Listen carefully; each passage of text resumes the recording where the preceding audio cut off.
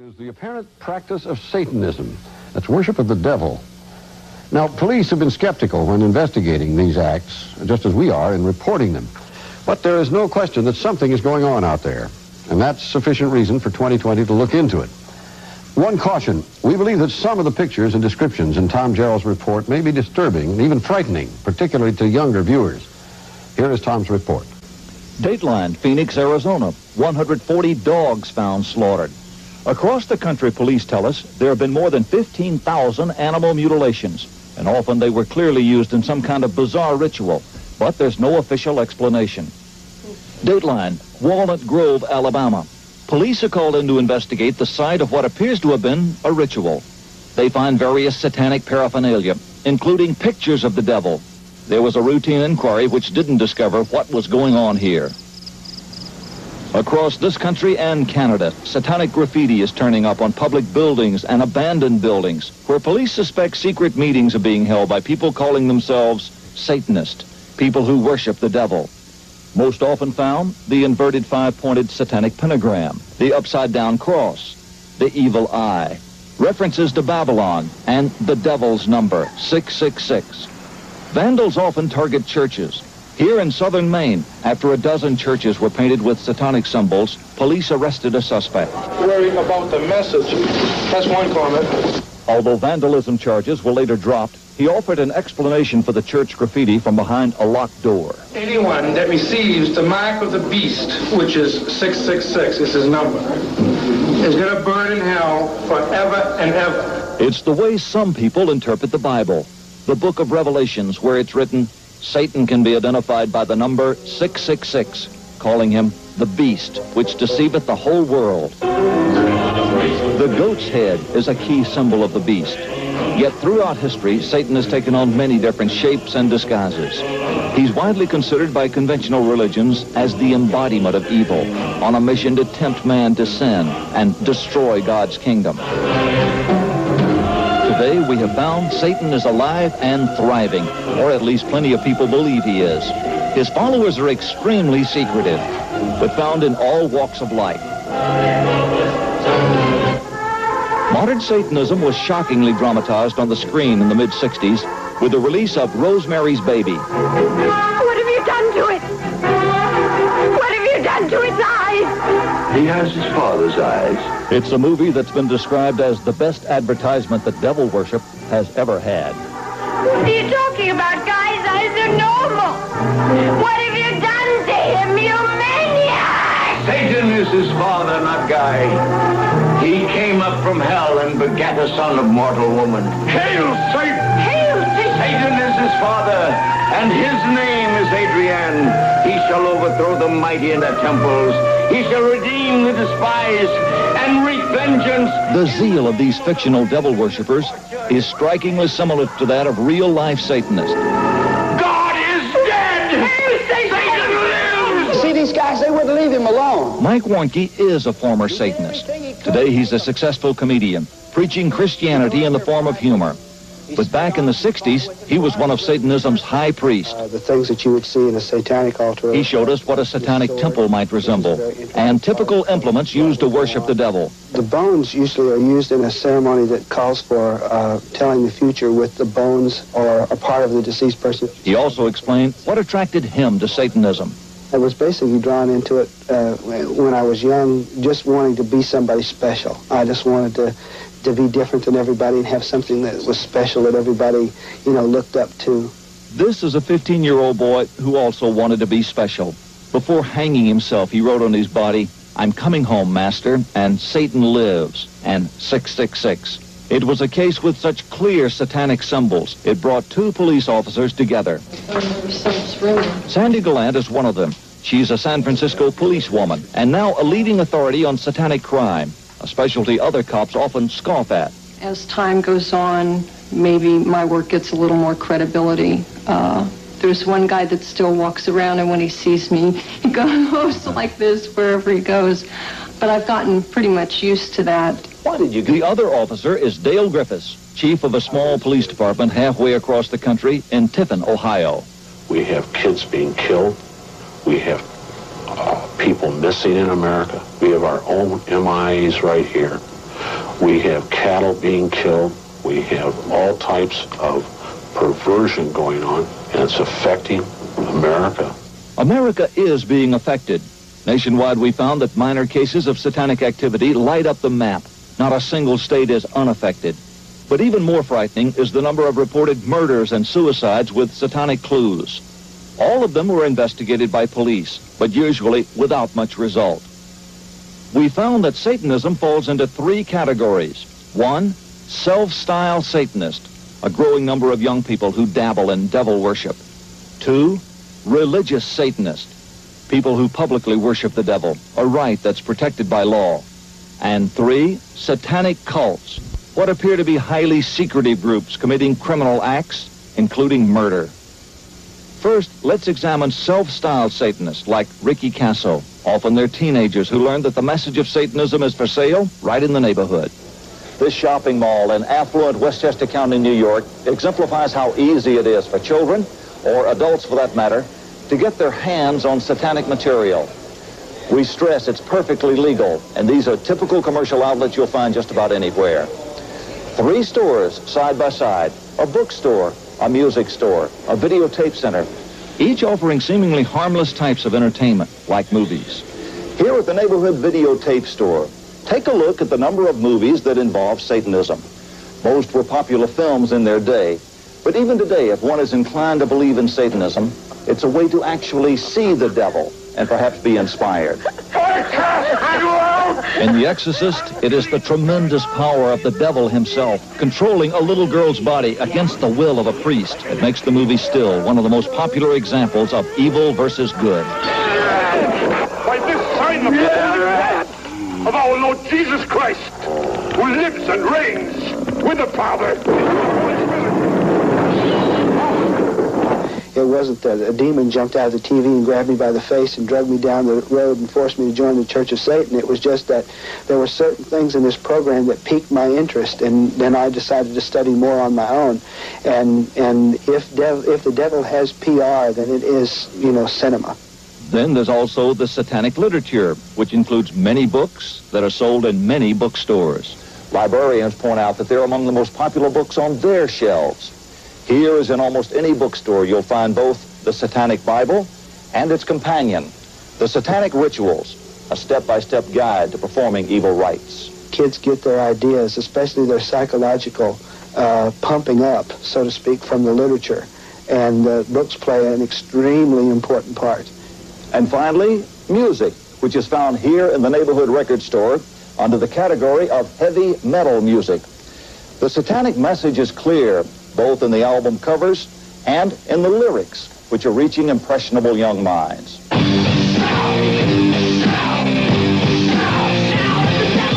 And the musical message comes across loud and clear at concerts and now through rock videos.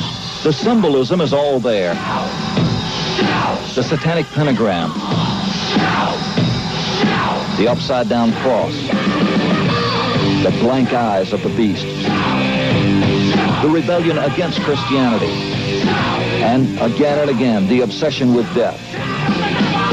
According to most groups, it's all done in fun, but according to police, it's having an effect on many children, a growing subculture that mixes heavy metal music with drugs and the occult.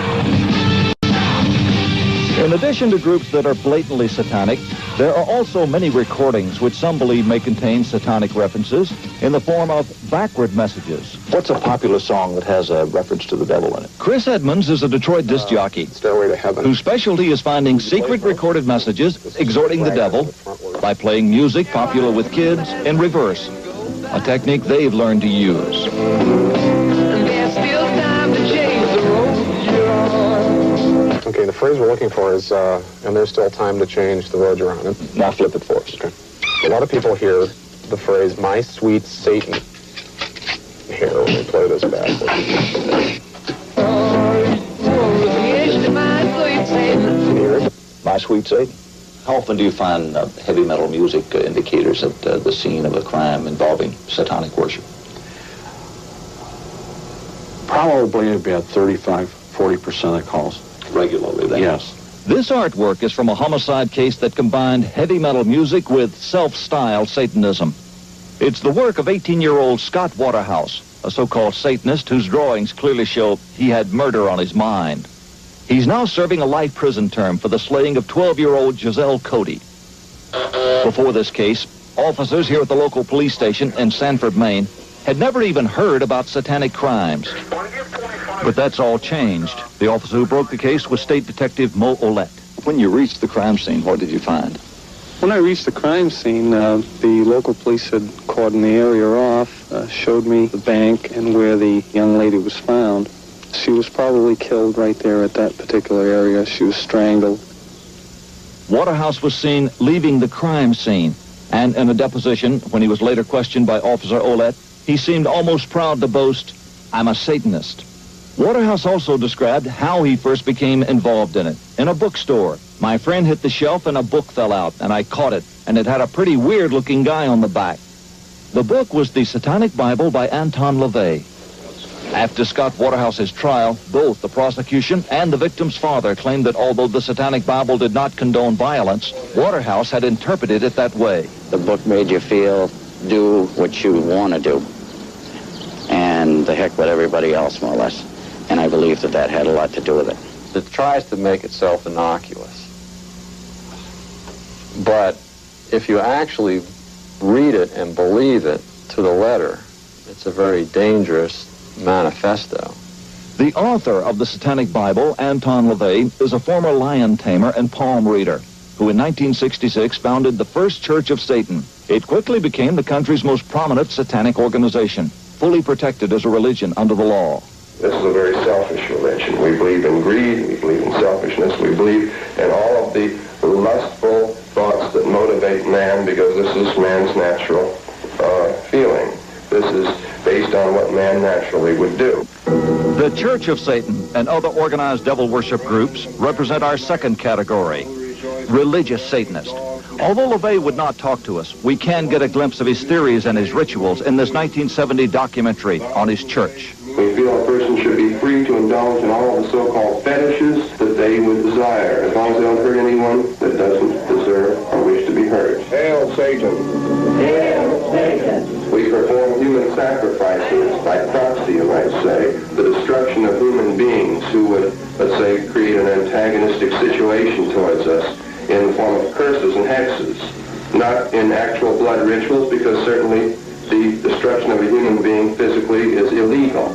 Police we spoke to say they have never made a link between this satanic church and the satanic crimes being committed. However, some incidents described to us by witnesses from around the country are strikingly similar to these ritualistic scenes.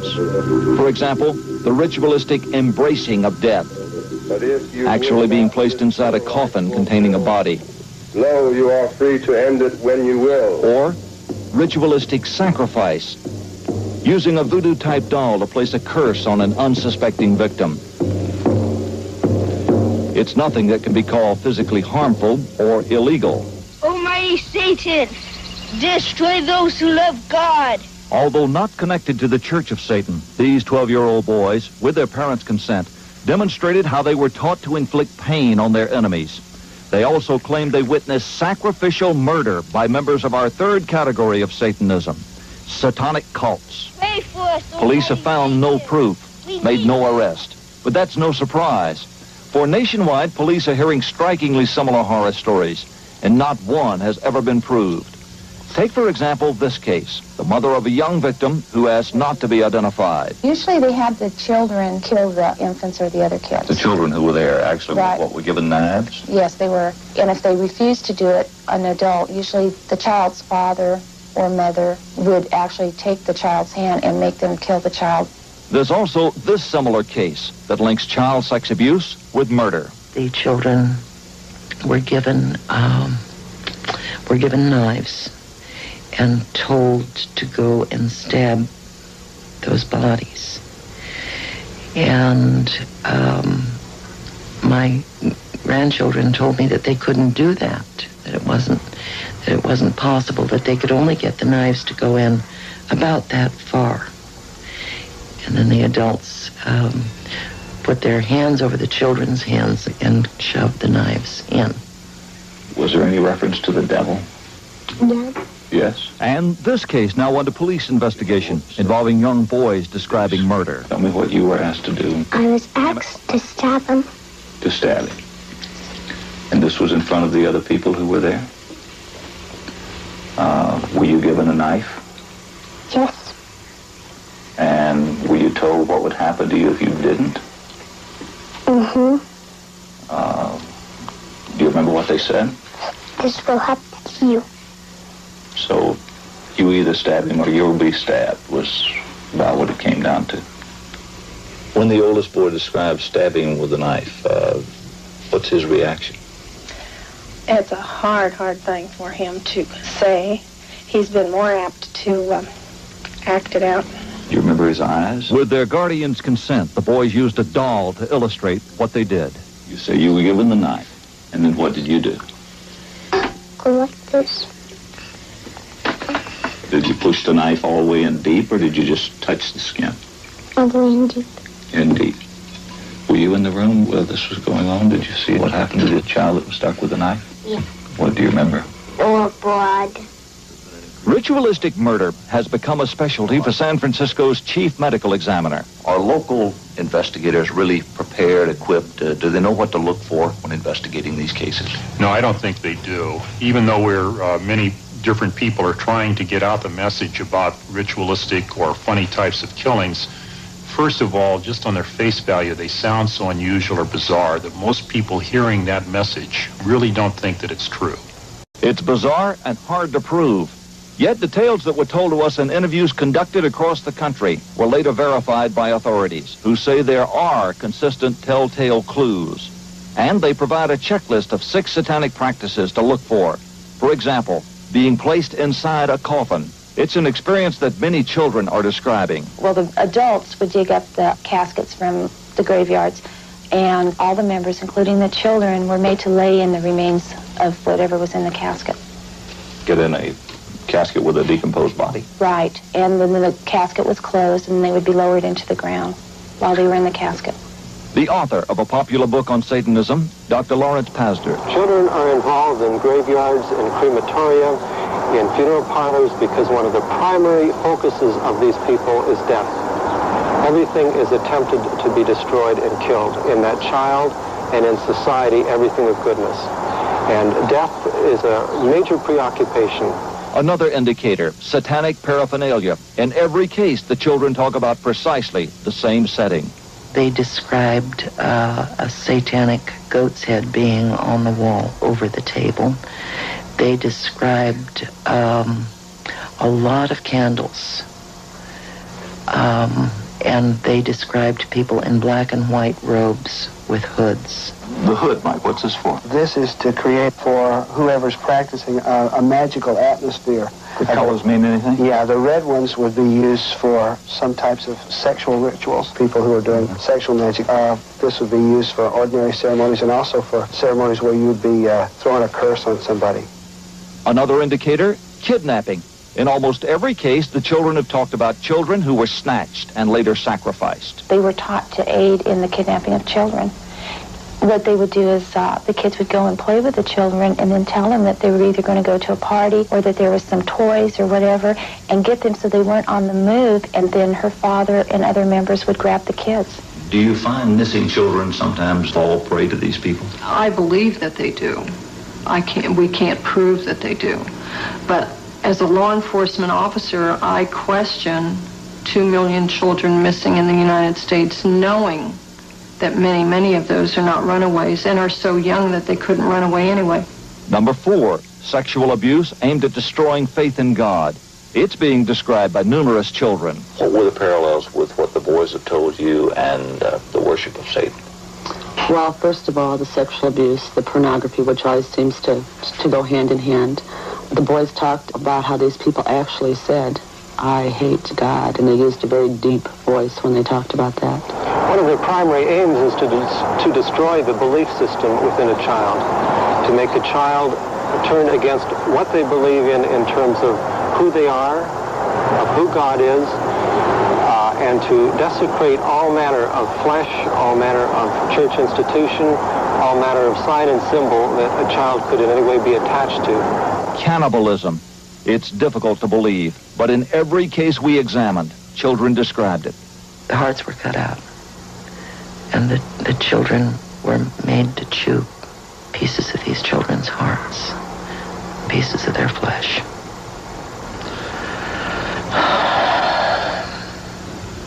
Is cannibalism part of the ritual? The children have spoken about this in almost every instance. Also, human feces, or drinking the urine, or drinking human blood. That's part of the ritual. Right. I have an old 3-inch scar here on my wrist where my friends used to cut my arm open and bleed my blood into a cup and drink it mixed with wine and urine 4 times a year as a ceremony to Satan. And finally, cremation. Most of the children describe witnessing it. It might explain why no bodies have been found. So far, police have failed to make the connection, as in the case of yet another youngster who, with his mother's consent, described how bodies were disposed of. He would take the bodies and put a trash bag over the feet and head.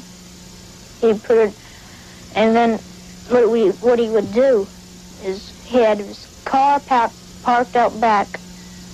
So he took them to the funeral home, and they were cremated, and nobody ever knew anything about the bodies. These people cover their tracks very well.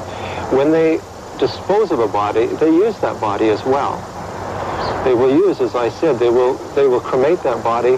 They will use the ashes that will become part of what they will continue to present to that particular group, and they will disperse that. They're not going to do some simple murder and leave a body in a stream for you to pick up the pieces of. 6 clues that point to the illegal worship of Satan, each based on the testimony of children, and none of it has ever been proved. The problem that exists is we're getting the stories, but we don't have the victims. Once it's proven with one case, it's going to add more credibility to each one of the other cases. Until that one case is proved, the link between crime and satanic cults will remain speculative. The victims in this report did break the grip of Satanism, but each is left with permanent scars, and experts say they were lucky to escape. When you get into one of these groups, there's only a couple ways you can get out. One is death. The other is mental institutions. Or the third, you can't get out.